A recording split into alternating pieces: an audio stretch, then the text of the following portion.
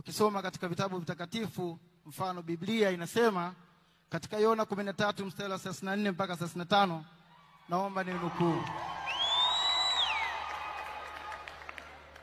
amri mpya nawapa, mpendane kama vile nilivyowapenda ninyi, nanyi mpendane vivyo hivyo.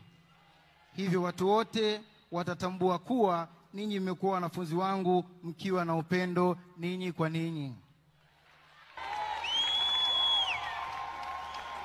Lakini pia Mathayo 22:39 inasema, na amri ya pili ni kama ya kwanza, mpende jirani yako kama unavyojipenda wewe.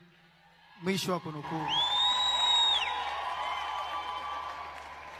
Ukitazama kwa ukumbi huu ulivyo na bashasha na kufurika, unauona upendo ndani ya hii ukumbi.